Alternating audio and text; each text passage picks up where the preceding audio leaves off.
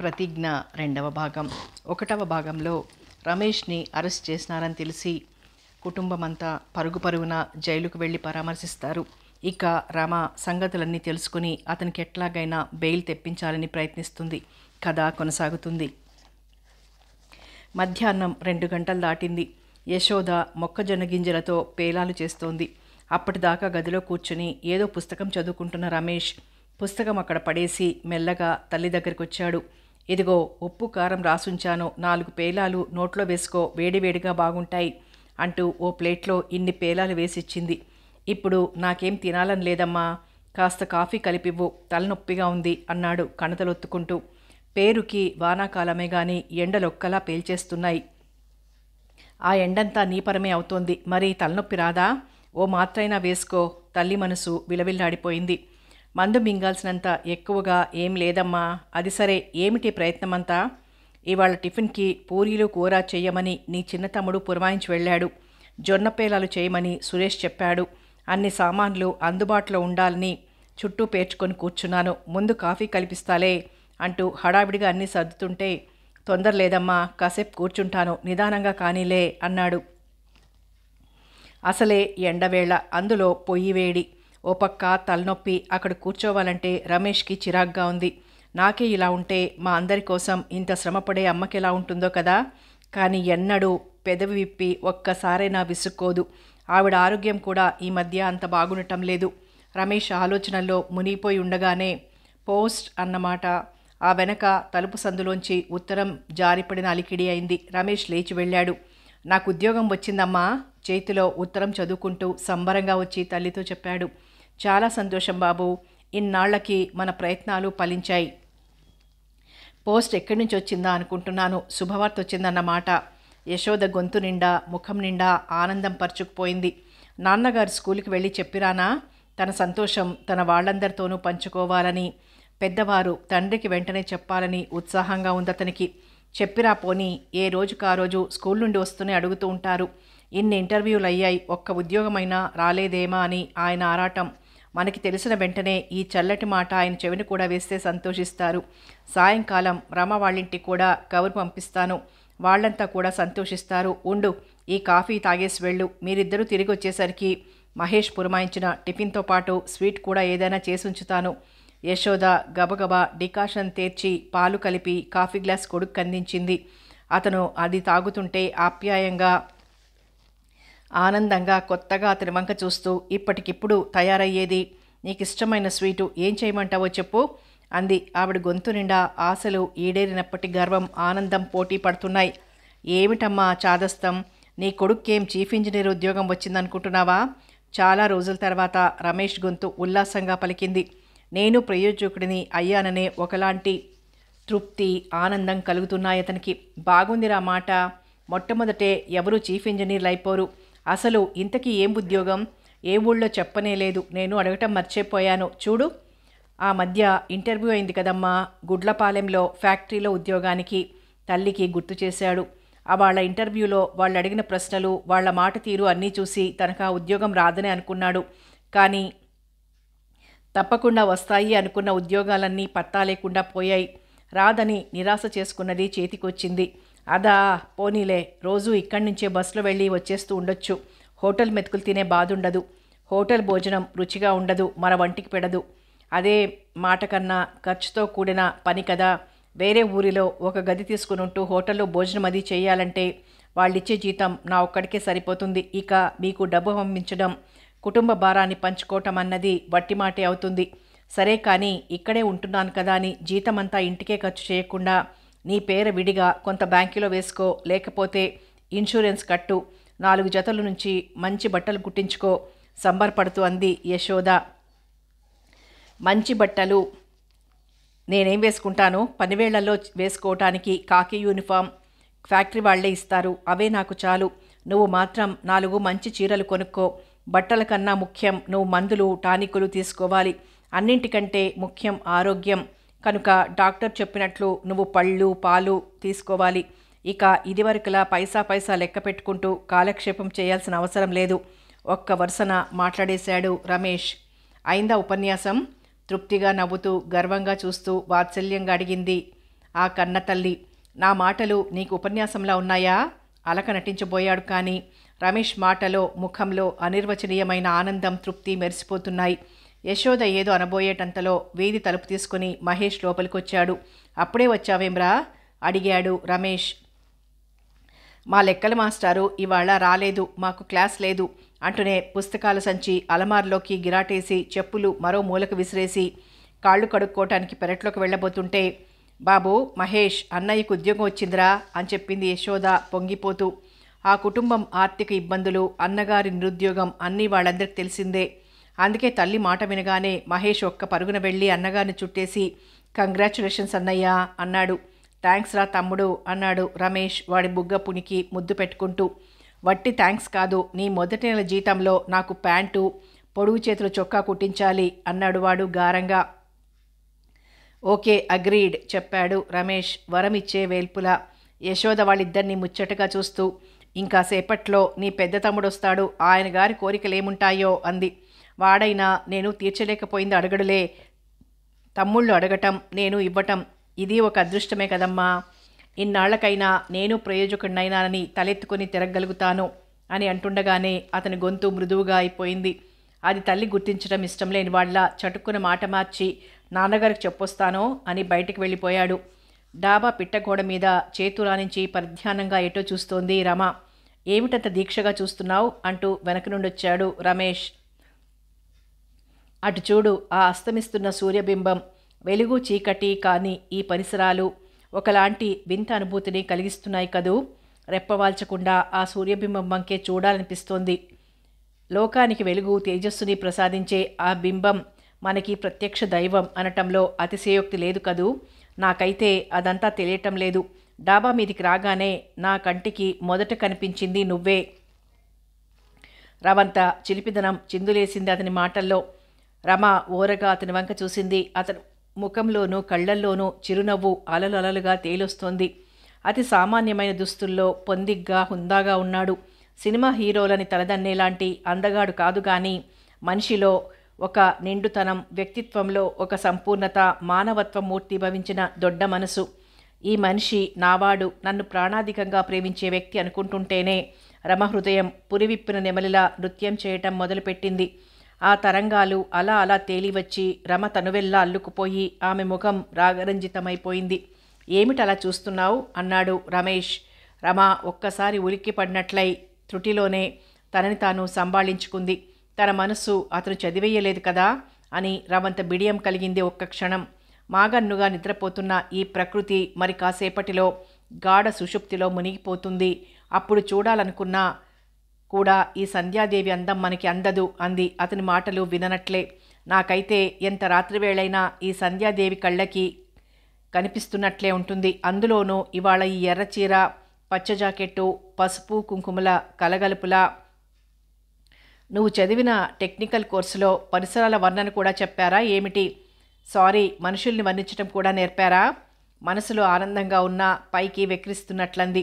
కొన్ని విషయాలు మనిషికి ఏ పుస్తకాలు చదవనక్కర్లేకుండానే వస్తాయి. కాకపోతే వాటిని మనసుకి పట్టించుకోవటానికి, పైకి చెప్పటానికి కూడా ఆ మనిషికి రవంత స్థిమితం అంటే మూడుండాలి. ఆమె వంక మృదువుగా ఆప్యాయంగా చూస్తూ అన్నాడు. ఎలా ఉంది ఉద్యోగపు అనుభవం? అతని చూపుల నుండి తప్పించుకుంటూ అడిగింది రమ. ఇవాళే కదా మొదలు, పనిలో కష్టసుఖాలను గురించి అప్పుడే ఏమీ చెప్పలేం. కానీ నేను ఉద్యోగస్తున్నయ్యాను అనే ఒక థ్రిల్, ఆనందం నాలో ఒకలాంటి ఉత్తేజాన్ని కలిగించింది. అందుకే ఏదో మాట్లాడి నీ దగ్గర అతి చనువు తీసుకున్నానేమో, ఏమీ అనుకోకు. ఇదో రమేష్, నా మొదటి జీతంతో నీకు ఇస్తానన్న ప్రజెంటేషన్.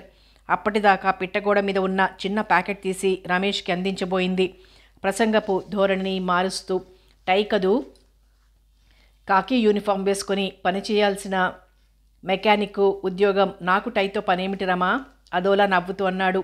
ఆమె టై కొనిస్తుందని ఆ విషయం అదివరకే తెలిసిందే. అయినా ఇది మరీ బాగుంది. ఎప్పుడు ఈ ఉద్యోగంలోనే ఉండిపోతావా? రేపు పెద్ద ఇంజనీర్ అయ్యాక వేసుకుందు గానివిలే. అయినా ఆఫీస్కే కానీ వేరే ఫంక్షన్లకు వేసుకోకూడదా? ఆపేక్షగా చూస్తూ అంది. నీ కోరికలు, ఆశలు నాకు చాలా గమ్మత్తుగా అనిపిస్తుంటాయి. పెద్ద పెద్ద ఫంక్షన్లకు వెళ్ళాలని, ఆడంబరంగా అలంకరించుకోవాలని నీకుంటుంది కదూ? జాలిగా చూస్తూ అడిగాడు. అది దురాశ కానంత వరకు. మనిషి దేని గురించైనా ఆశపడటంలో అనుచితం ఏమీ లేదనుకుంటాను. ఇంకో విషయం కూడా చెప్తాను. మన ఆశలు కోరికలు తీర్చుకోవటం కోసం ఇంకొకరికి మనం ఎలాంటి అపకారం ద్రోహం తలపెట్టకూడదు. పరులకి హాని చేయకుండా మన సంతోషం కోసం సుఖం కోసం ఎలాంటి పని చేసినా తప్పులేదనిపిస్తుంది నాకు, రవంత రోషంగా అంది. ఒకవేళ ఆ ఆశలు నెరవేరకపోతే బాధే మిగులుతుంది కదూ మరి. అలాంటి సమయంలోనే మనిషి వ్యక్తిత్వం మనోనిబ్బరం బయటపడతాయి.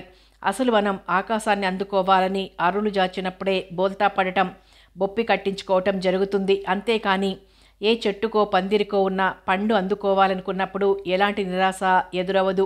రమేష్ ఏమడుగుతున్నాడో అర్థం చేసుకుని రవ కూడా గుంబనంగా సమాధానం చెప్పింది. నాకు ఒక్కోసారి అనిపిస్తూ ఉంటుంది, అసలు మీ అమ్మమ్మ తాతగారు ఇలాంటి నిర్ణయం ఎందుకు తీసుకున్నారా అని ఎటో చూస్తూ అన్నాడు. బాగుంది కదూ, ఈ ప్రపంచంలో జరుగుతున్న పెళ్లిళ్లలో సగం పైగా నువ్వు అడిగిన ఈ ప్రశ్నకి సమాధానం చెప్పలేనివిగా ఉంటాయి. ప్రతిదానికి అర్థాలు కారణాలు దొరకవు. ఇంకెప్పుడు ఇలా మాట్లాడకు, కోపం తెచ్చుకుంటూ అంది. అది కాదు, ఇంకా భాగ్యవంతుడికి, ఇంకా చదువుకున్నవాడికి, ఇంకా పెద్ద ఉద్యోగస్తుడికి నిన్నిచ్చి పెళ్లి చేయొచ్చు. అబ్బబ్బా, ఇంకా చాలిస్తావా నీ ధోరణి? తాతగారి నిర్ణయం వెనుక నా ప్రోద్బలం ఉందని నువ్వెందుకు అర్థం చేసుకోవు? నా మనసు ఎరిగి మనువు కుదిర్చారు తాతయ్య, అంతేకాని మరేం కాదు. నేనిందాక ఏదో అన్నాను, దానిని బట్టి నాకు ఆడంబరాలంటేను ఐశ్వర్యం అంటేను చాలా ఆశ అని నువ్వు అనుకుంటున్నావేమో. అదేం కాదు కానీ నాతో నువ్వేం సుఖపడగలవు అనిపిస్తుంటుంది అప్పుడప్పుడు. సుఖం అనేది మనుషుల మనసుల్లో ఉంది కానీ బాహ్య ఆడంబరాల్లో లేదు. ఏదైనా ఒకటి కావాలి అనుకోవటం మానవ సహజం. అది లేకపోయినా సర్దుకుపోగలగటం వివేకం. నాలో ఆ వివేకం ఉందని నువ్వు గుర్తిస్తే చాలు. రమగొంతులో రవంత ఆవేశం తొంగి చూసింది. అర్థం లేని సందేహాలతో నీ మనసు బాగా నొప్పించాను కదూ.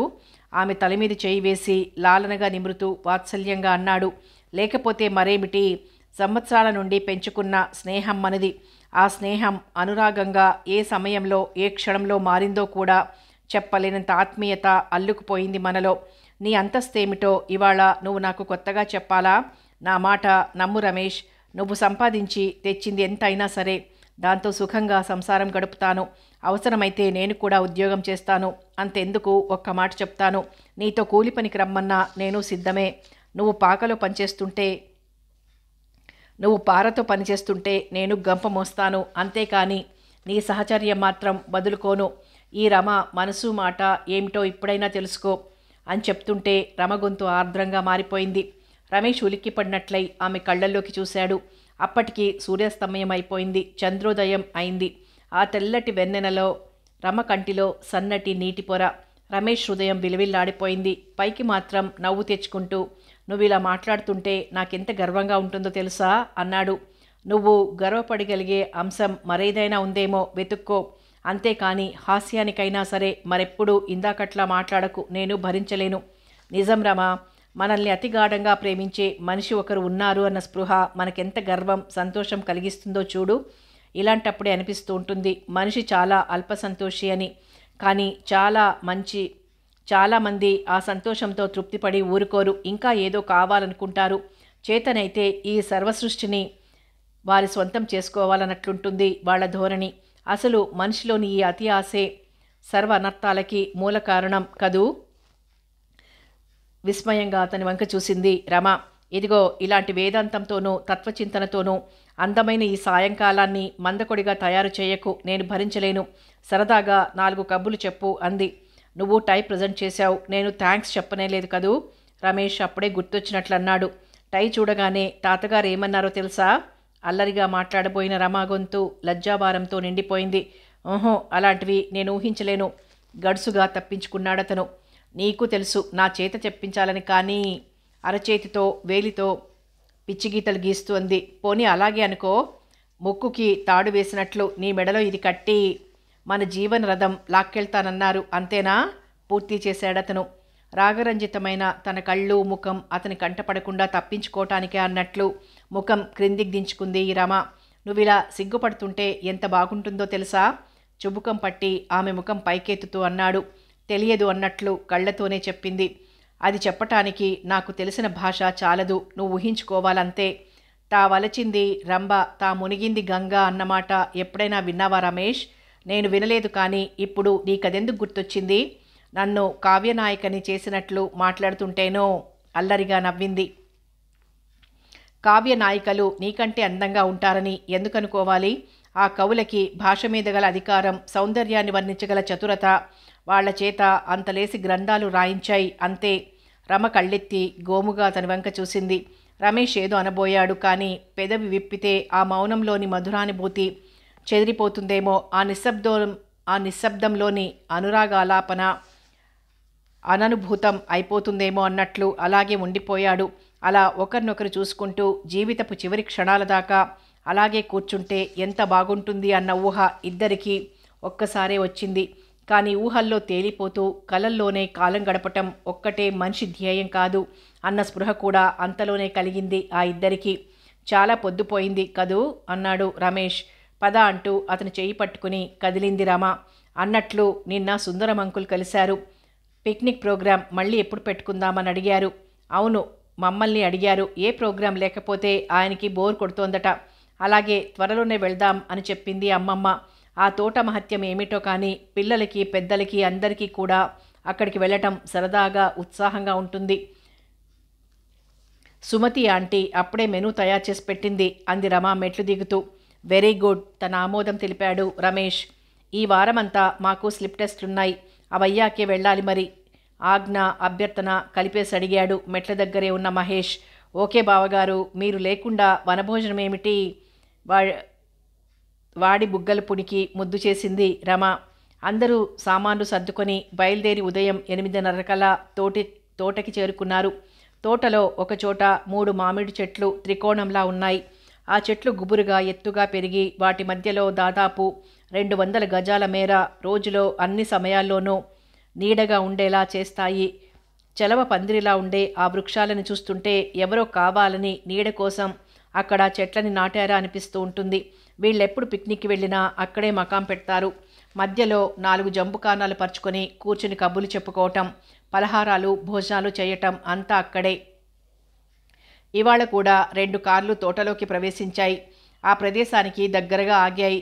తోటకి కాపలా ఉండే లక్ష్మయ్య వచ్చి యజమానికి మిగిలిన వారికి నమస్కారం చేసి కార్లలోంచి సామాను దింపి పెట్టాడు. జంబుకానాలు మడతలు విప్పి పరిచారు. భారతి స్టవ్ అంటించబోతుంటే, డికాక్షన్ రెడీగానే ఉందిగా, టిఫిన్ తిన్నాక పాలు కాచుకొని కలుపుకుందాం, వేడిగా ఉంటుంది కాఫీ అంది సుమతి. సరే అలాగే అని భారతి అంటుండగానే రమ అందరికీ పేపర్ ప్లేట్లు ఇవ్వటానికి ఉపక్రమించింది. సుమతి, యశోద క్యారియర్లు విడదీస్తున్నారు. ఇక వడ్డానికి ఉపక్రమించాలన్నట్లు. అంకుల్, వచ్చే సంవత్సరం మనం ఇక్కడికి వచ్చేసరికి మీరిక్కడ ఒక బంగళా కట్టించేయండి, చాలా బాగుంటుంది అంటూ ఒక సజెషన్ ఇచ్చింది భాస్కర్రావు కూతురు భవానీ సుందరానికి. అలాగేనమ్మా, నీకంత సరదాగా ఉంటే తప్పకుండా కట్టిస్తాను అన్నాడు నవ్వుతూ. మీకు డబ్బు ఎక్కువగా ఉంటే బంగళా కట్టించండి, కానీ ఇలాంటి వనభోజనాలకి పిక్నిక్లకి ఈ మామిడి చెట్ల నీడే బాగుంటుంది అంది రమ. సరే, నేను అంకుల్ బంగళాలో ఉంటాను, నువ్వు ఈ చెట్ల నీడలో ఉందో గాని ఈసారి వచ్చినప్పుడు భవానీ బుంగమూతితో అంది. ఆలు లేదు చూలు లేదు, కొడుకు పేరు సోమలింగం అన్నట్లుందర్రా మీ తగులు నవ్వుతూ అంది సుమతి. అదేమిటంటే అలా అంటావు? ఆలు ఈ తోట, చూలు అంకుల్, ఇక కొడుకు అంటే బంగళా అన్నమాట పెంకిగా అంది భవానీ నవ్వుకుంటూ. అందరూ గలగల నవ్వుకున్నారు. వదిన, పూరీలు సర్వ్ చేయనా? సుందరంగారమ్మాయి దీప రమణ అడిగింది. అయ్యో నీళ్లు మరి అన్నారెవరో. తోడుంచాను, క్షణంలో తెస్తానంటూ పరిగెత్తాడు లక్ష్మయ్య. తోటలో ఒక చివర లక్ష్మయ్య పూరిల్లు ఉంది. ఆ ఇంటి ముందు ఒక వరల నుయ్యి ఉంది. ఆ నీళ్లు కొబ్బరి బోండం నీళ్లంత తీయగా ఉంటాయని ప్రసిద్ధి. నడి వేసవిలో అయినా ఆ నూతిలో నీటికి ఎద్దడి అనేదే ఉండదు. కాకపోతే ఎప్పుడు బారెడు తాడుతో అందే నీళ్లకి వేసంగిలో 2 బార్ల తాడు అవసరమవుతుంది. ఆ నీళ్ల ఆసరా చూసుకునే లక్ష్మయ్య భార్య రాములమ్మ తన ఇంటి ముందు గులాబీ, చామంతి, మల్లె, కనకాంబరం లాంటి పూల మొక్కలన్నీ నాటింది. అవి విరగబూచి ఏ కాలంలోనూ అందాలని పరిమళాన్ని వెదజల్లుతుంటే సుందరం మెచ్చుకోలుగా, ఇది రాములమ్మ బృందావన్ గార్డెన్ అంటుంటాడు. లక్ష్మయ్య వాళ్ళెవరూ బృందావన్ గార్డెన్స్ చూడకపోయినా యజమాని మెచ్చుకోవటం వల్ల అవి చాలా గొప్పవిగా ఉంటాయని, తమ పూలతోట కూడా చాలా బాగుందని ఆయన అంటున్నారని సంబరపడిపోతారు. ప్రస్తుతం రాములమ్మ కొడుకు రామన్న ఊళ్ళో లేరు, చుట్టాలింటికి పెళ్లికి వెళ్ళారు. సుందరం ఈ తోట కొనక పూర్వం నుండి అక్కడ ఆ నుయ్యి ఉంది. అతడు కొన్నాక ఆ దగ్గరలో ఉన్న కాలవ నీరు మోటారు ద్వారా గొట్టాల ద్వారా మామిడి తోటకు అందేలా అమర్చుకున్నాడు. ఆ నూతి నీరు లక్ష్మయ్య కుటుంబం వాడకానికి, వాళ్ళు నాటిన పూల తోటకి ఉపయోగిస్తారు. లక్ష్మయ్య బకెట్లతో నీళ్లు తేగానే అందరూ చేతులు కడుక్కొని పలహారానికి ఉపక్రమించారు. తరువాత కాఫీ కూడా అయింది. ఇక 1 గంట దాకా ఎవరిష్టం వచ్చినట్లు వాళ్ళు కాలక్షేపం చేయొచ్చు. భాస్కర్రావు టేప్ రికార్డర్ ఆన్ చేసి బ్యాగ్లోంచి పేక ముక్కలు తీశాడు. అందులో రెగ్యులర్గా ఆడేవారు ఎవరూ లేరు, కానీ ఇలా వచ్చినప్పుడు సరదాగా ఓ గంట సేపు ఆడతారు. రామ్మూర్తి, సీతమ్మ వాళ్ళ ఆట చూస్తూ రికార్డులు వింటూ మధ్య మధ్య కబుర్లు చెప్తూ ఉంటారు. పిల్లలంతా తోటంతా తిరిగి రావటానికి వెళ్ళారు. మనం కూడా వాళ్లతో పాటు వెళ్తే బాగుండేదేమో అన్నాడు రామ్మూర్తి భార్యతో. ఈ కప్పుల తక్కడ మేళంతో మీరేం వెళ్తారు? భోజనాలు అయ్యాక మధ్యాహ్నం మనందరం కలిసి తిరిగొద్దాం. మీకు కాలక్షేపం కావటం లేదంటే మేం కూడా ఈ పేక ముక్కలు కలిపేస్తాం, అందరం కబుర్లు చెప్పుకోవచ్చు అన్నాడు సుందరం. ఆహా వద్దు, మేం మీ ఆట చూస్తూ కూర్చుంటాం, పర్వాలేదు అంది సీతమ్మ. వాళ్ళ ఆట సాగటం మొదలైంది. వదిన, కొడుక్కి ఉద్యోగం అయింది కదా, మరి మాకు పెళ్లి బూరె ముక్క ఎప్పుడు పెడతావు? భారతి అడిగింది యశోదని చేతిలో ముక్కలు చూసుకుంటూనే. వాడు గట్టిగా స్థిరపడినైనా లేదు. అప్పుడే నా పెళ్ళి, మరి కొద్ది రోజులు పోవాలి యశోద సమాధానమిచ్చింది. అత్తయ్య గారు మీరేమంటారు? ఈసారి సుమతి అడిగింది సీతమ్మని. ఆడపిల్లవారికి తొందర ఉండటం సహజమే, గాని విషయాలన్నీ అందరికీ తెలిసినవే కదా. అబ్బాయి కాస్త నిలదొక్కుకోకముందే బాధ్యతలు మీద పడేస్తే అందరికీ ఇబ్బందే. అందుకే మరికొన్ని రోజులకు పోగానే పెళ్ళి అంది సీతమ్మ. రమ అదృష్టవంతురాలు. కట్న కానుకల కోసం పేచీ పెట్టని అత్తమామలు, తనని ప్రాణంతో సమానంగా చూసుకునే భర్త, 4 ఇళ్ల ఎడంలో అత్తిల్లు పుట్టిల్లు, ఇవన్నీ ఏ కొద్ది మందికో మాత్రమే ప్రాప్తమవుతాయి అని సుమతి అంటుంటే, బాగా చెప్పావు, అదృష్టమంతా రమదేనా? నన్ను అడిగితే రమేష్, యశోద వదిన, నిరంజనమన్నయ్య వీళ్లే రమ కంటే అదృష్టవంతులంటాను. రమలాంటి అనుకూలవతి, విద్య, వినయం, విఘ్నత అన్నీ ఉన్న అమ్మాయి దొరకటం సామాన్యమైన విషయం కాదు. రమేష్ అంటే ఆ పిల్లకి దేవుడితో సమానం. అతనికి కాస్త తలనొప్పి వచ్చిందంటే చాలు, ఆ పిల్ల మనసు విలవిల్లాడిపోతుంది. అతని కోసం ఏం చేయటానికైనా ఎల్లవేళలా సిద్ధంగానే ఉన్నట్లుంటుంది ఆ పిల్ల ధోరణి. ఆ జంటని చూస్తుంటే నిజంగా నాకు ముచ్చటేస్తుంది అంది భారతి. ఓహో, నువ్వు రమపక్షం అన్నమాట. అయితే నువ్వు ఆడపెళ్లి వారి తరపున, నేను మగపెళ్లి వారి తరపున అని సుమతి అంటుంటే అంతా గలగల నవ్వేశారు. నవ్వటం కాదు భారతి, నువ్వు ఆడపెళ్లి వారి తరపున అన్నావు కదూ, పెళ్లి పనులతో నడుము వంగిపోతుంది, మరి తప్పించుకోకూడదు అంది సీతమ్మ. ఇంకా నయం, పనంటే పారిపోతాననుకున్నారా? మీరే చూస్తారు కదూ అని భారతి అంటుంటే, ఇదేం పరాయ సంబంధమా? ఒళ్ళొంగిపోయేలా పనులు చేసి మర్యాదలు చేయటానికి అంతా కలిసి ఒకే కుటుంబంలా ఉన్నవాళ్ళం. ఆవాళ్ళు కూడా తలో చెయ్యి వేసి పనులు చేసుకుంటూ శుభకార్యం చేసేసుకుందాం అంది యశోద. మంచి మాట చెప్పావు అంది సీతమ్మ. ఆహా, అదేం కుదరదు. ప్రత్యేకం వియ్యప్రాలి మర్యాద భారం నేను తీసుకుంటాను. 10 రకాల బట్టముక్కలు అతికి వియ్యపురాలికి జాకెట్ కుడతాను. చాటంతా అప్పడం, దాని నిండా చిల్లులు పెట్టి ఒత్తుతాను. వియ్యపురాలికి కందులు, శనగలు, పెసలు లాంటివన్నీ నానబోసి వియ్యపురాలికి హారాలు తయారు చేస్తాను అని భారత్ చెప్తుంటే అందరికీ నవ్వొచ్చింది. ఇక్కడ పెద్దలంతా ఇలా కబులలో పడితే అక్కడ పిల్లలంతా మొదట ఉసిరి చెట్టు కిందికి చేరారు. అందరూ తలొకటి 2 కాయలు కోసుకుని నోటితో కొరికి ఆ వగరు పులుపు రసం గుటకేస్తూ కబుర్లలోకి దిగారు. భోజనాల వేళదాకా ఇలా ఉసిరికాయలు తినటమేనా? మరేదైనా ప్రోగ్రాం ఉందా? దివాకర్ విసుగ్గా అన్నాడు. అతను సుందరం గారబ్బాయి, దీపకి అన్నయ్య. అందరూ తలోపాట పాడితే సరి, టైం ఇట్టే గడిచిపోతుందన్నాడు రమేష్. అయితే నువ్వే ముందు మొదలుపెట్టు అన్నగారిని కవ్వించాడు సురేష్. లేడీస్ ఫస్ట్ అన్నారుగా, ఇక్కడ ఇంతమంది అమ్మాయిలుండగా నేను పాడటమేమిటి? అవును, భవానీ సంగీతం నేర్చుకుంటుంది కూడా, తను ముందు పాడాలి అంది దీప. మరి నువ్వు డ్యాన్స్ నేర్చుకుంటున్నావుగా, నే పాడితే నువ్వు డ్యాన్స్ చేస్తావా? గడుసుగా అడిగింది భవానీ. అలా అయితే చాలా బాగుంటుంది, మార్వలెస్ చప్పట్లు కొట్టారు మిగతా వారంతా. మా చెల్లి పాట నేను విన్నాను కానీ నీ డ్యాన్స్ చూడలేదు అన్నాడు చైతన్య, భాస్కర్రావు కొడుకు. అయితే మా చెల్లి డ్యాన్సు నేను చూశాను, మరి భవానీ పాటే వినలేదు. దివాకర్ తక్కువ తినలేదన్నట్లు చెప్పాడు. నేను మా తమ్ముడు కూడా ఆ పాట వినలేదు, డ్యాన్సు చూడలేదు. కనుక అవి ఇప్పుడు ఉండాల్సిందే. చేతుల మీద వెనక్కి వాలి తాపీగా కూర్చుని అన్నాడు రమేష్. ఆ ప్రోగ్రాం ఏదో అయితే కానీ అక్కడి నుండి కదలను అన్నట్లుంది అతని ధోరణి. భవానీకి, దీపకి పచ్చి వెలక్కాయ గొంతులో పడ్డట్లయింది. కొత్తగా నేర్చుకోవటం మొదలుపెట్టిన వారికి ఇంకా బెరుకుపోలేదు. దాగుడుమూతలు ఆడుకుందాం, పాటలు డ్యాన్సులు ఏం వద్దు అంది దీప. మగపిల్లలు దాగుడుమూతలు ఆడటం బాగుండదు రమేష్ బెట్టు చేశాడు. అబ్బా పోజు కొట్టకు బాబు, కాసేపు అందరం సరదాగా టైం స్పెండ్ చేయటానికి ఈ మీనమేషాలేమిటి? ఇదిగో నేను కళ్ళకి గంతలు కట్టుకుంటున్నాను, మీరు పరిగెత్తండి, పట్టుకుంటాను అంటూ దీప కర్చీఫ్ కళ్ళకి కట్టుకుంటుంటే రమ సాయం చేసింది. ఆట మొదలైంది. ఆ చెట్ల మధ్య కాస్త జాగా నిర్ణయించుకుని అక్కడే పరుగు పెట్టాలని కళ్ళకి గంతలు కట్టుకున్న దొంగ వాళ్ళని ముట్టుకోవాలని నిర్ణయించుకున్నారు. వాళ్ళెక్కడ ఉన్నది తెలియటానికి చప్పట్లు కొట్టాలి. ఆ ధ్వనిని బట్టి వెళ్ళి వాళ్ళని ముట్టుకోవటం సులభమవుతుంది దొంగకి. ఒక్క 5 నిమిషాలైనా కాకుండానే దీప చేతిలో రమ అవుట్ అయిపోయింది. రమ కళ్ళకి గంతలు కట్టారు. అందరూ పరుగులు పెడుతున్నారు. రమ మెల్లిగా చేతులతో తడుముకుంటున్నట్లు నడుస్తోంది. ఎవరైనా దొరుకుతారా అన్నట్లు ఓ పక్క నుండి చప్పట్లు వినిపించాయి. గబుక్కున అటు నడవటంలో దారిలో ఉన్న ఇటుక ముక్క ఆమె కాలికి తగిలి ముందుకు తూలిపడింది. ఆ పడటంలో తల ఎదురుగా ఉన్న మామిడి చెట్టు మానుకు కొట్టుకుంది.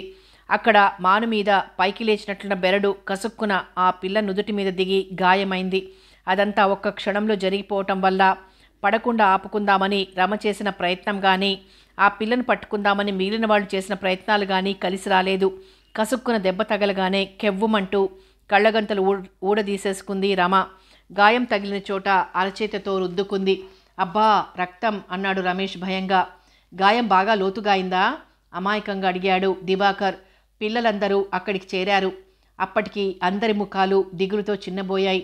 మా నాన్నగారి దగ్గర మందులున్నాయి, వేయిద్దాం, నువ్వు రుమాల్తో దెబ్బ మీద అదిమి పెట్టు, త్వరగా వెళ్దాం అని భవానీ రమని పట్టుకుని పరుగులాంటి నడకతో బయలుదేరింది. ఇన్నిసార్లు ఇక్కడికి వచ్చాం, ఎప్పుడూ ఇలా కాలేదు. ఈ దెబ్బ మానటానికి ఎన్నాళ్ళు పడుతుందో, ఎంత బాధ పెడుతుందో తనలో తనే అనుకుంటున్నట్లు మెల్లిగా గొణుక్కుంటూ నడుస్తోంది దీప. గాయం మానిన నుదుటి మీద మచ్చ ఉండిపోతుంది. నేను ఈ మధ్య తీరి కూర్చుని రమందాన్ని ఒకటే పొగుడుతున్నాను. నా దిష్టి తగిలే తనకి మచ్చ వచ్చిందేమో పాపం అనుకున్నాడు రమేష్. పిల్లలంతా పరుగు పెడుతున్నట్లు గుంపుగా వస్తుంటేనే రామ్మూర్తి వాళ్ళకి ఏదో అనుమానం వచ్చింది. మరుక్షణంలోనే నుదుటి మీద గాయంతో రమ కనిపించింది. గాయం నుండి ఓడిన రక్తంతో తెల్లటి కర్చీఫ్ మందార పువ్వులా అయిపోయింది. అందరి గుండెలు ఒక్కసారి గుబేలుమన్నాయి. ఇలా బయటికి ఎక్కడికి వెళ్ళినా భాస్కరం ఫస్ట్ ఎయిడ్ బాక్సు దగ్గరే ఉంచుకుంటాడు గనక వెంటనే గాయం కడిగి మందు వేసి కట్టుకట్టాడు. ఇంటికి వెళ్ళాక ఇన్ని ఉప్పుగడ్డలు దిగదుర్చి పారేయండి నూతిలో అని గుర్తు చేసింది యశోద. నాకు అలాగే అనిపించింది అన్నట్లు సీతమ్మ కళ్ళతోనే సమాధానం చెప్పింది. ఎలాగో భోజనాలు కానిచ్చి ఇంటి ముఖం పట్టారు. అనుకున్న రోజుకి రామ్మూర్తి, సీతమ్మ, రమ మద్రాసు చేరుకున్నారు. ఎన్నాళ్లుగానో అనుకుంటున్న దక్షిణ దేశ యాత్రలు పూర్తి చేసుకురావటానికి అక్కడ ఆయన గారి చిన్నల్లుడు ఆనందరావు ఒక టీ కంపెనీలో పెద్ద పనిలో ఉన్నాడు. ఉండటానికి చక్కటి బంగళా, తిరగటానికి కారు, చేతిలో 2 నౌకర్లు, వీటన్నింటినీ కంపెనీయే భరిస్తుంది. చేతి నిండా జీతం, సుఖం, సంతోషం, 10 మందిలోనూ గౌరవం అన్నీ ఉన్నాయి. కానీ పెద్ద ఉద్యోగాలలో హోదాతో పాటు బాధ్యత కూడా ఎక్కువగానే ఉంటుంది. సామాన్య గుమాస్తా అయితే 4 రోజులు సెలవు పెట్టి స్వంత పనులు చూసుకోగలడు. కానీ బాధ్యత గల పెద్ద ఉద్యోగికి ఒక్కోసారి తీరుబడిగా భోజనం చేసే వ్యవధి కూడా దొరకదు. ఈ విషయం చాలామంది గుర్తించరు. ఆయనకేమిటి, ప్లేన్లలో తిరుగుతాడు అని అసూయ పడతారే గాని ట్రైన్లో ప్రయాణం చేయగలిగేటంత సమయం కూడా ఆయన స్వంతానికి వినియోగించుకోలేడని, ఆ సమయం కూడా ఆయన ఆఫీస్ ఫైళ్లతో కుస్తీ పట్టడానికే కేటాయించుకోవాలని చాలామంది గ్రహించరు. అత్తగారిని, మామగారిని కారులో తీసుకువెళ్ళి దక్షిణ దేశ యాత్రలు చేయించి తీసుకురావాలని ఆనందరావు చాలా ముచ్చటపడ్డాడు. కానీ సరిగ్గా ఆ వేళటికి సేల్స్ డైరెక్టర్ మద్రాసులో మకాం పెట్టడం వల్ల అతనికి సెలవు దొరకలేదు. మీరు రాకపోతే మాకు కారు డ్రైవర్ ఎందుకు, మేము టూరిస్ట్ కోచ్లో వెళ్తాం అంది దేవకి. ఆమె కూడా తల్లిదండ్రులతో పాటు యాత్రలు చేయాలని చాలా రోజుల నుండి అనుకుంటోంది. అవునోయ్, మాకు బస్సులోనే టికెట్లు కొను, 10 మందితో సరదాగా వెళ్ళొస్తాం అన్నారు రామ్మూర్తి, సీతమ్మ. ఈసారి డాడీ కారులో తీసుకువెళ్ళినప్పుడు అన్నీ చూస్తాను, ఇప్పుడు నేను రాను అంది దేవకి కూతురు అఖిల. తమిళనాడు టూరిజం డెవలప్మెంట్ కార్పొరేషన్ వారు కండక్ట్ చేసే 7 రోజుల తమిళనాడు ట్రిప్లో బయలుదేరారు. ఇందులో వాళ్ళు కవర్ చేసేవి తిరుచిరాపల్లి, శ్రీరంగం, కొడైకెనాల్, మధుర, కన్యాకుమారి, తిరుచెందూర్, రామేశ్వరం, తంజావూరు. వాళ్ళు బుక్ చేసుకున్న బస్సు ఒక శనివారం ఉదయం మద్రాసులో బయలుదేరి మళ్ళీ శుక్రవారం సాయంత్రానికి తిరిగొచ్చేది. ఉదయం సుష్టుగా టిఫిన్, కాఫీ తీసుకుని బయలుదేరితే మధ్యాహ్నం తిరుచునాపల్లి చేరారు. అక్కడ నైట్ హాల్ట్ ఉండటం వల్ల అందరికీ హోటల్ తమిళనాడు అనే హోటల్లో బస ఏర్పాటు చేశారు. చాలా భాగం డబుల్ రూమ్సే అవటం వల్ల రామ్మూర్తి సీతమ్మ ఒక గది, దేవకి రమ ఒక గది తీసుకున్నారు. హోటల్ చేరగానే కాస్త ముఖాలు కడుక్కుని ఫ్రెష్గా తయారై భోజనం చేసిన వాళ్ళు భోజనం, అది ఇష్టం లేని వారు టిఫిన్ తీసుకుని రవంతసేపు విశ్రాంతి తీసుకున్నాక అందరినీ ఎక్కించుకొని కోచి 4 గంటలకి శ్రీరంగం వెళ్ళటానికి బయలుదేరింది. దారి పొడుగున అరటి తోటలు, ఎటు చూసినా పచ్చని ప్రకృతి మనసుకి ఉల్లాసాన్ని ఆహ్లాదాన్ని కలిగిస్తుంటే బస్సులో ఉన్న వారంతా సందడిగా సరదాగా ఆ పరిసరాలనే తన్మయత్వంతో తిలకిస్తున్నారు. వైష్ణవ దేవాలయాల ప్రత్యేకత, దేశంలో వివిధ ప్రాంతాలలో గల వైష్ణవాలయాలను గురించి చెప్తున్నాడు గైడు. రంగనాథుడు దర్శించుకొని పూజార్చనలు చేయించారు. యాత్రికులు అమ్మవారికి కుంకుమ పూజ చేయించారు. ఆలయ ప్రాంగణంలో ఉన్న రకరకాల ముగ్గులని చూపిస్తూ ఆలయంలోనే కాకుండా ప్రతి ఇంటి ముంగిట మన వాళ్ళు ముగ్గులు వేస్తుంటారు. వీటి వల్ల 3 పరమార్థాలున్నాయి అన్నాడు గైడు సీరియస్గా. అవేమిటి చెప్పండి అంటూ అతని చుట్టూ చేరారు టూరిస్టులు. పిండితో ముగ్గులు పెట్టడం వల్ల ఆ పిండి చీమలకి పిచ్చుకలకి కూడా ఆహారంగా ఉపయోగిస్తుంది. ఇది మనిషిలోని భూతదయకి తార్కాణం. ఇక రెండవది, ఒకరితో ఒకరు పోటీపడి ఎన్నో రకాలని ఎంతో పెద్ద పెద్దవి ముగ్గులు పెట్టడం వల్ల స్త్రీలలో ఉన్న కళాత్మక శక్తి బాగా వృద్ధి పొంది అది కేవలం ముగ్గులు పెట్టడానికే పరిమితం కాకుండా మరెన్నో చోట్ల ఉపయోగిస్తుంది. చేతి పనులు, నేత పనులు లాంటి వాటిలో ఈ కళలకి ఎంతో అవకాశం ఉంది అన్నాడు గైడు. మరి మూడోదేమిటి అన్నారెవరో. పెందరాళ్లే నిద్రలేచి ఇంకా సూర్యోదయమైనా కాకుండా ఇంటి ముందు ఊడ్చి నీళ్లు జల్లి ముగ్గులు వేయాలి అన్న ఆచారం ఆడవారికి అలసత్వం అనేది లేకుండా చేస్తుంది అని అతడు చెప్తుండగానే, మీరు ఏ యుగంలో ఉన్నారు? ఇప్పుడు ఆడవాళ్లకు అసలు తీరిక అనేది ఉంటుందా? ఇంటి పని, వంట పని, ఆ పైన ఉద్యోగం, ఇన్ని బాధ్యతల్ని ఆడవాళ్లు నిర్వహిస్తున్నారు ఎంతో సహనంతో, ఓర్పుతో. మగవాళ్ళు ఉద్యోగం ఒక్కటి మాత్రం చేసి ఎంతో అలసిపోయినట్లు పోజులు మాత్రం కొడతారు. ఏదో సరదాకి ముగ్గులు పెట్టొచ్చు కానీ బద్ధకం వదలటానికంటే మాత్రం మేము ఒప్పుకోం అంటూ ఆడవాళ్లంతా అతని మీద విరుచుకుపడ్డారు. సారీ, నేను ఆ కాలం వారి మాట చెప్పాను, ఇప్పటి సంగతి కాదు అని గైడు అపాలజీ లాంటిది ఇచ్చాడు. తర్వాత అంతా నవ్వుకున్నారు. శ్రీరంగం నుండి బస్సు తిరుగుముఖం పట్టి హోటల్ చేరుకునేలోగా తిరుచునాపల్లి రాక్ పోస్ట్ కూడా చూపించాడు. సీతమ్మ, రామ్మూర్తి మాత్రం బస్సులో కూర్చుండిపోయారు. కాళ్ళు నొప్పులు పెడుతున్నాయని. రాత్రి 7 గంటలకి హోటల్కి తిరిగొచ్చారు. అందరికీ కూడా రాత్రి ఒళ్ళు తెలియని నిద్ర పట్టింది. మర్నాడు తెల్లవారగట్ల 5 గంటలకి టెలిఫోన్ మోగి హోటల్ రిసెప్షనిస్టు గుడ్ మార్నింగ్ చెప్పేదాకా ఎవరికీ కూడా రాత్రంతా గడిచిపోయినట్లే అనిపించలేదు. మళ్ళీ ఉదయం 7 గంటలకి బస్సు బయలుదేరింది కొడైకెనాల్ వైపు. తమిళనాడులోని సమ్మర్ రిసార్ట్లలో అది ముఖ్యమైందని కొంతమంది అంటారు. ఆహా కాదు, ఉదకమండలం ఇంతకన్నా బాగుంటుంది అంటారు మరికొందరు. ఎవరి అభిరుచి వారిది. కొడైకెనాల్లో మామూలుగా ఉండే చలి కన్నా వీళ్ళు వెళ్ళిన రోజున విపరీతంగా చలిగా ఉంది. అందరూ స్వెట్టర్లు, కోటులు, రగ్గులు బయటికి తీసుకున్నారు. ఇక్కడ కూడా నైట్ హాల్ట్ హోటలు తమిళనాడులోనే ఏర్పాటు చేశారు. చక్కగా ప్రతి ఊరిలోనూ ఈ హోటళ్ళు ఎంతో సౌకర్యంగా ఉన్నాయి. మన ఆంధ్రప్రదేశ్ గవర్నమెంట్ కూడా ఇలాంటి ఏర్పాట్లు చేస్తే బాగుంటుంది. టూరిస్టులు మన రాష్ట్రంలో దర్శనీయ స్థలాలు ఏమిటో, అక్కడికి ఎలా వెళ్ళాలో, వెళ్ళినా ఎక్కడ బస చేయాలో తెలియక నానా అవస్థ పడుతూ ఉంటారు. ఈ విషయంలో మాత్రం మనం మన పొరుగు రాష్ట్రం నుండి నేర్చుకోవాల్సింది చాలా ఉంది అంది రమ. బ్రహ్మాండమైన ఓ హోటల్ కట్టడాన్ని, అన్ని సౌకర్యాలతో కూడుకుని ఉన్న ఆ గదులని చూస్తూ. ఆంధ్రప్రదేశ్లో కూడా కొన్ని చోట్లకి ఇలాంటి టూరిస్టు కోచీలు ఏర్పాటు చేశారు. కానీ అవంతగా పాపులర్ కాలేదు. చివరికి నష్టం వస్తోందని వాటిని నిలిపివేయటం కూడా జరిగింది అన్నారు రామ్మూర్తి గారు. అవి పాపులర్ కాలేదు, టూరిస్టుల నుండి ఎంకరేజ్మెంట్ రాలేదు అంటే అందులో లోపం ఆర్గనైజర్స్దే అయి ఉంటుంది. అన్ని సౌకర్యాలు, వసతులు కల్పిస్తే ఎవరు మాత్రం బదులుకుంటారు? అవేవీ చేయకుండా తప్పంతా టూరిస్టులదే అనటం భావ్యం కాదు అంది దేవకి. అందరూ అలా మాట్లాడుకుంటూ ఉండగానే కోచి హోటల్ నుండి కొడై లేక్ దగ్గరికి వచ్చింది. సరిగ్గా 1 గంట టైం ఇస్తున్నాను, ఈలోగా మీరు లేక్లో బోట్ రైడ్ ముగించుకొని రావాలని చెప్పాడు గైడు. బోట్ రైడ్ తర్వాత రమాదేవకి పోనీ రైడ్ కూడా చేశారు. మద్రాసు నుండి బయలుదేరి అప్పటికి 2 పగళ్ళు గడవటం వల్ల కోచ్లో ఉన్న వారందరికీ ఒకరితో ఒకరికి పరిచయమైంది. రామ్మూర్తి కుటుంబం తెలుగు ప్రాంతం నుండి వచ్చింది. ఒక తమిళ కుటుంబం, ఒక కన్నడ కుటుంబం, ఒక మలయాళీ, ఒక మహారాష్ట్ర, గుజరాతీ, బెంగాలీ, ఇలా ఇంచుమించు భారతదేశంలో ఉన్న అన్ని రాష్ట్రాల నుండి వచ్చిన యాత్రికులు ఉన్నారు.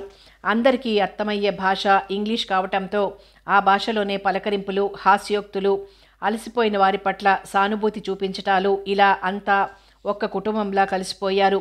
ప్రతి వారం ఒక్కో బ్యాచ్ని తీసుకువెళ్ళి యాత్రా స్థలాలు, దర్శనీయ ప్రదేశాలు తిప్పి తీసుకువచ్చే ఆ కోచి గైడు ప్రయాణ సమయంలో ఎవరికీ విసుగు రాకుండా ఒక చక్కని ఉపాయం చెప్పాడు.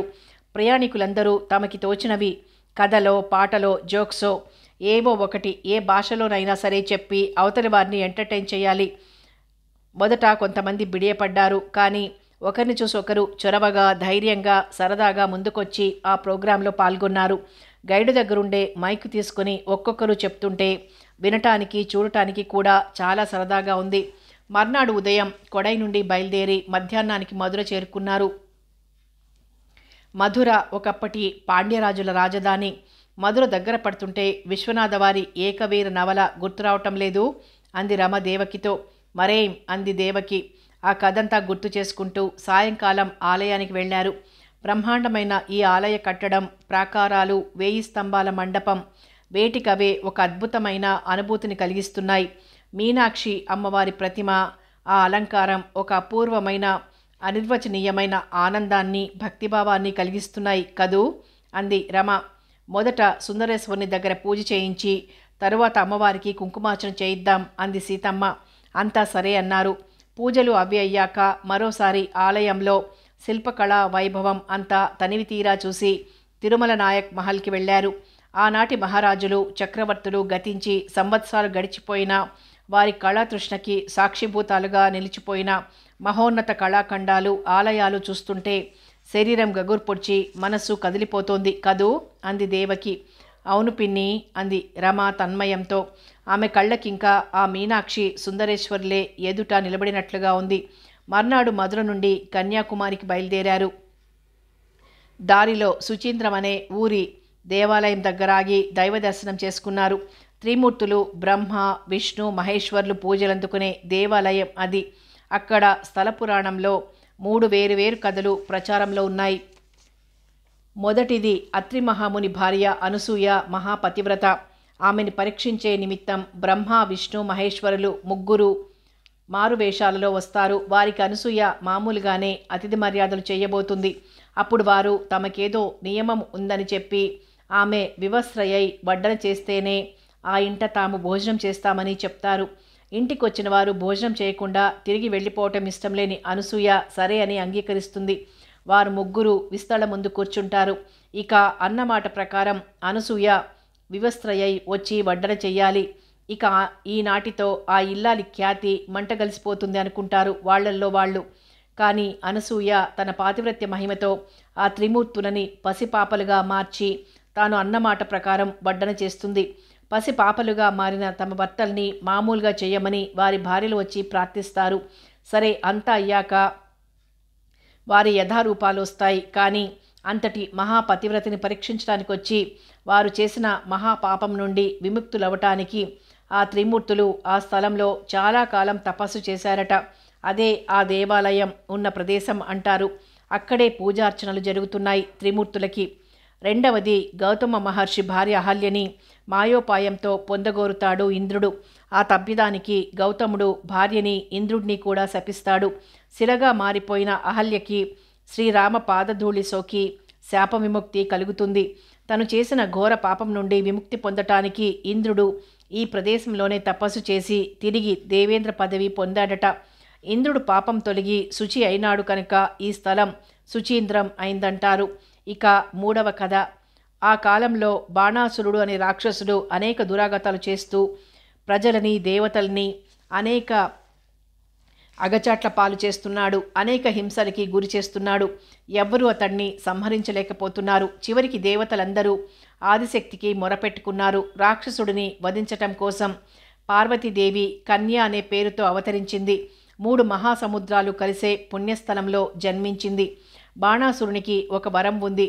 తనకి ఎవరి వల్ల కానీ, ఏ ఆయుధం వల్ల కానీ, అస్త్రం వల్ల కానీ మరణం ఉండకూడదని. సాక్షాత్తు ఆ పరమేశ్వరి కుమారిగా అంటే అవివాహితగా ఉన్నప్పుడే తనని సంహరించగలగాలని వరం పొందాడతను. సరే, పార్వతీదేవి అవతారమైన కన్యకి పరమేశ్వరునికి వివాహ ముహూర్తం నిర్ణయించబడినది. పరమేశ్వరుడు తన ప్రమదగణాలతో సపరివారంగా తరలొస్తున్నాడు. అర్ధరాత్రి గడియలు దాటిన తర్వాత సూర్యోదయానికి పూర్వం వివాహం జరగాలి. ఇక్కడ శివుడు పెళ్లికి తరలి వెళ్తుంటే అక్కడ దేవతలందరూ భయభ్రాంతులై హాహాకారాలు చేయటం మొదలుపెట్టారు. ఎందుకంటే కన్య వివాహం అయిపోతే ఇక ఆమె బాణాసురుణ్ణి వధించలేదు. తమ కష్టాలు గట్టెక్కే మార్గం కనిపించినట్లే కనిపించి మళ్ళీ మాయమైపోతున్నదని వారు దుఃఖించటం మొదలుపెట్టారు. అప్పుడు నారదుడికి ఒక ఉపాయం తోచింది. ఈశ్వరుడు ఇంకా మార్గమధ్యంలో ఉండగానే అతనికి, పరివారానికి అందరికీ కోడికూత వినిపించింది. దాంతో ఇక తెల్లవారబోతోందని, తన వివాహపు గడియలు దాటిపోయాయని అనుకున్న పరమేశ్వరుడు పెళ్లివారింటికి వెళ్ళి ఆ కాస్త మాట అనిపించుకోవటం ఎందుకని అక్కడే నిలిచిపోయాడు. అదే ఆ సుచీంద్రంలోని దేవాలయం. వస్తానన్న పెళ్లి కొడుకు రాలేదు. ముహూర్తం దాటిపోయింది. కన్య మరెవ్వరినీ వివాహం చేసుకోకుండా కుమారిగానే ఉండిపోయింది. బాణాసురుని వరం మేరకు ఆమె అతన్ని సంహరించి ప్రజలని, దేవతల్ని కూడా కష్టాల నుండి తప్పించింది. ఇప్పటికీ కూడా శివుడు సుచీంద్రంలోనూ, పార్వతి కన్యాకుమారిలోనూ ఉండిపోయారు. అదే ఆమె పేరు మీద పిలువబడే పుణ్యక్షేత్రం. ఇలా కథలని చెప్పుకుంటూ సుచీంద్రంలో దైవదర్శనం చేసుకుని కన్యాకుమారి చేరుకున్నారు. మధ్యాహ్నం సరికి హోటల్ తమిళనాడులో ఆ రాత్రి హాల్టు. కథ కొనసాగుతుంది.